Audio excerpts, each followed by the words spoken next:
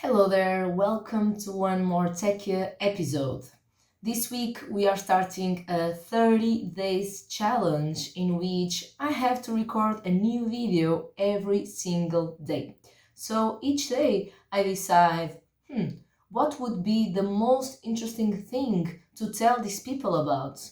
Usually it's something that it's actually happening to me right now. So, well, it could not be more individually targeted. So today I wanted to talk to you about a question that probably already popped up into your mind. And that is, how does the people that want the best for us, our family, our friends, can make us fail? You probably already heard that we are the average of the five people more close to us. Well, here we will be speaking about something similar. And I want to pass to you some of the major questions around here because we all know that our family, our friends, they really want the best for us, right? They try to protect us. They try to avoid any kind of risky situation that we might be getting into. And that's normal. That's actually their job. They are all doing the best they can. And it's important for us to keep that in mind. They are indeed doing the best that they know. They are trying their best to make us feel safe, happier. But that's not what we need all the time, right? So let me share with you some of the ideas I wrote down here. And I will start by telling you a story. In this year, finally, 2022, I started going again to live events. In the last one where I was, in Portugal, I met a girl named Sarah. Sarah had been through a very rough divorce, several years. It was very hard to decide to split, and she was at a moment in her life when she was telling me that about a previous story in her life, in which she decided, okay, it's time to get a divorce and I need to move out of my home. I need to find a new place to start from zero. So during that time, it had happened around maybe 10 years ago when I met her, and she told me my mom offered me to stay in her basement. Well, she had a room there, a living room. It was something familiar to me. I would not be spending money because I was also not working at that time. So it kind of sounded safe, secure, easy, not risky at all. But Sarah didn't accept the offer of her mom. She decided to move to a huge city, actually, in the US, and she started her own business. She went to live alone, she took a great step, a very risky one, and today she's a successful businesswoman. She has a business of millions, actually. So, my question to you is, what do you think had happened if Sarah accepted her mom's offer?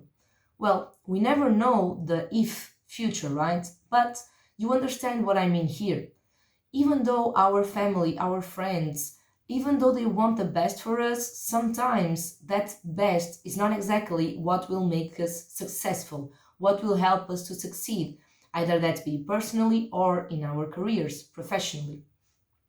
So, I will share today with you three things that I hope you keep in mind every time you receive an advice or any kind of suggestion from your family or from your friends. Once again, this can be something more personal or more related to your professional life. So let's start here with the first one. Every time you get a suggestion and you think, all right, this is what I should do, question yourself if that step is really the right one to take or if it's just the easier. This will make a huge difference.